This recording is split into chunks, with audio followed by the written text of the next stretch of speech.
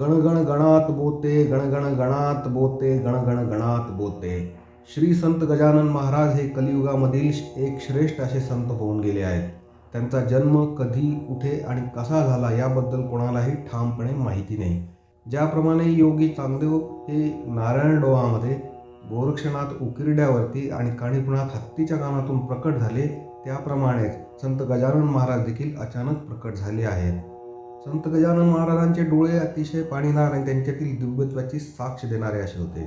त्यांचे नाक तरतरीत, उंच बांधेसूद शरीर, तुकतुकीत क्रांती आणि मुख्य म्हणजे संत गजानन महाराज हे आजानुबाहू होते. आजानुबाहू याचा अर्थ असा आहे की गुडघ्यापर्यंतचे लांब हात.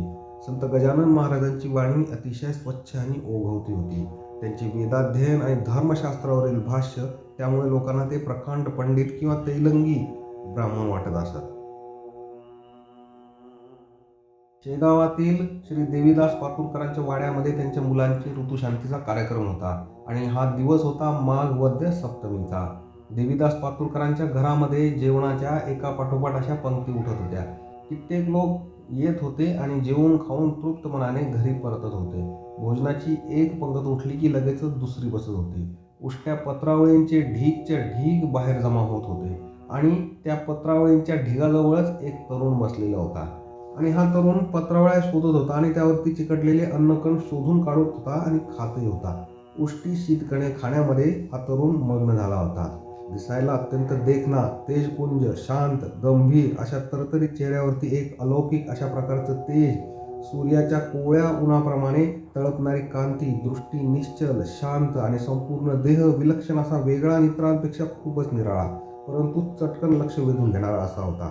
त्यांच्या अंगावरती एक जुनी पुराणी बंडी होती आणि हातामध्ये कच्च्या मातीने बनवलेली एक चिलीम आणि पाण्यासाठी एक भांडे.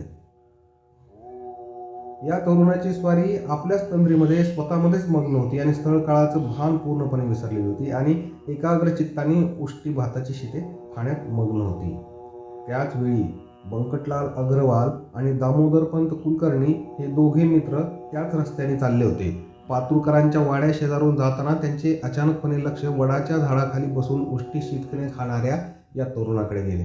प्रथमतः त्यांना काय वाटले की हा बहुधा कोणीतरी वेडा माणूस असावा, परंतु जवळून जाताना पुन्हा एकदा त्यांनी दोघांनी पाहिले असता त्यांना तो प्रकार काहीसा निराळा वाटला. तो तरुण वेळा म्हणावा तर तसा वाटतच नव्हता. त्यांची दृष्टी त्या तरुणावरती एकटक अशी खेळून राहिली. विलक्षण, तेजपुंज, कांतिमान अशी या तरुणाची देहयष्टी होती आणि एक प्रकारचं आध्यात्मिक तेज चेहऱ्यावरती पसरलेलं होतं.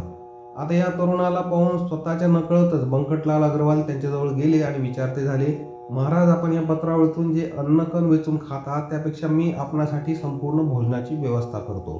यावरती त्या तरुणाने बंकटलालाकडे फक्त मान वर करून पाहिले. या गोष्टीला संमती समजून देवीदास पातुरकरांच्या वाड्यामध्ये बंकटलाल अग्रवाल गेले आणि त्यांनी या तरुणासाठी एक पत्रावळी भरून एक पंचपक्वान्नाने भरलेला असा एक ताट घेऊन या तरुणासाठी आणलं आणि त्यांच्यासमोर ठेवलं. या अनामिक योग्याने एकदा या दोघांकडे पाहिलं आणि एकदा ताटाकडे पाहिलं आणि शांतपणे ते ताट आपल्या समोर ओढून घेतलं आणि जेवायला सुरुवात केली. जेवताना त्यांनी काय केले तर सर्व पदार्थ एकत्र केले, म्हणजे गोपाळकाला केला. गोड पक्वान्नांपासून ते लिंबू, मीठ, चटणी, कोशिंबिरीपर्यंत सर्व पदार्थ त्यांनी एकत्र केले आणि त्यानंतर ते शांतपणे खाऊ लागले. त्यांच्या चेहऱ्यावरती कुठल्याही प्रकारचा भाव नव्हता, आनंद नव्हता, दुःखही नव्हते. अगदी शांत आणि निर्विकार असा त्यांचा चेहरा होता आणि समोर जे जे येईल ते गोड असो वा आंबट, तुरट, तिखट असो, ते शांतपणे त्याला संपवित होते आणि हे सगळे पदार्थ त्यांच्या दृष्टीने एकसारखेच होते. म्हणजे सर्व इंद्रियावरती विजय मिळवलेला हा योगी होता आणि यांना कुठल्याही प्रकारची अभिलाषा नव्हती. म्हणजे सर्व इंद्रियांवर विजय मिळवलेला हा योगी होता. कोणत्याही गोष्टीची अभिलाषा या योग्याला नव्हती. इच्छा, आसक्ती, वासना आणि भोग यांच्या पलीकडे हा योगी जाऊन पोहोचलेला होता. ऐहिक भौतिक सुखांपेक्षाही पारमार्थिक सुखांच्या सागरामध्ये हा डुंबत होता आणि ते स्पष्ट दिसत होते. या तरुणाने अतिशय शांतपणे आपले जेवण संपवले. दामोदर पंतांच्या लक्षात आले की या तरुणाजवळची पाण्याची भांडी तर रिकामीच आहे, त्यामुळे त्यांनी पाणी आणून देऊ का असे या तरुणाला विचारले आणि यावरती अत्यंत मिश्किलपणे या तरुणाने दामोदर पंतांकडे पाहिले आणि म्हटले, अहो, कोणत्याही प्राण्याने, मग तो द्विपाद असो वा चार पायी, अन्नाचे सेवन केले असता त्याला पाण्याची गरज लागतेच. सृष्टीचा हा, शरीराचा हा नियमच आहे. ज्या अर्थी मी जेवलो आहे त्या अर्थी मला पाण्याची गरजच आहे. आणि तुम्हाला जर योग्य वाटत असेल तर मला पाणी आणून द्या, काही हरकत नाही. दामोदर पंत लगेचच पाणी आणण्यासाठी पातूरकरांच्या वाड्यात गेले. तेवढ्यात हा तरुण उठला आणि समोरच वाहत असलेल्या त्या छोट्याशा ओढ्यामध्ये जाऊन हातपाय तोंड धुवून त्यातलीच घाण पाणी त्यांनी पिऊन मोकळे झाले. एवढ्यात वाड्यातून बाहेर येताना पंतांनी ते पाहिले आणि लगबगीने ते म्हणाले, अहो महाराज, हे काय करता? या ओढ्याचे पाणी आधीच घाणेरडे झाले आहे. त्यात जाणाऱ्यांनी येणाऱ्यांनी गुराढोरांचे येण्याने ते अधिकच घाणेरडे झालेले दिसते. त्या पाण्यापेक्षा मी आणलेलं वाळा घातलेलं सुवासिक आणि निर्मळ असं पाणी प्या. दामोदर पंतांचे ते बोलणे ऐकल्याबरोबर हा योगी तरुण हसून म्हणाला, आपलं म्हणणं बरोबर आहे, परंतु हे केवळ एक व्यावहारिक सत्य आहे. चांगला आणि वाईट हे फक्त भेद आहेत, तुम्ही आणि आम्ही केलेले. कुठलीही गोष्ट चांगली किंवा वाईट अशी नसते, ती फक्त आपण ठरवत असतो आणि ते आपल्या सोयीनुसार आपण ठरवत असतो. या सर्व चराचरामध्ये जो अव्यक्त असा ब्रह्म दडलेला आहे त्याचीच ही दोन रूपे आहेत. पाणी एकच आहे, स्वच्छ, निर्मळ, गढूळ, शीतल, दुर्गंध, सुगंध ही त्याची रूपे आहेत. आपलं मन स्वच्छ हवं.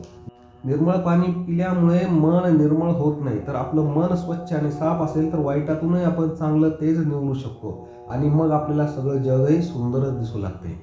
एखाद्या नदीच्या उगमस्थानी असणाऱ्या पवित्र गोमुखातून पडलेल्या स्वच्छ दाणेदार जलबिंदूप्रमाणे या तरुणाच्या तोंडून पडलेल्या प्रत्येक शब्दाचं भास या दामोदर पंतांना आणि बंकटलाल अग्रवालांना होत होता. या योगी तरुणाच्या नितळ आणि स्वच्छ नजरेमध्ये शाश्वत अशी एक आश्वासकता होती.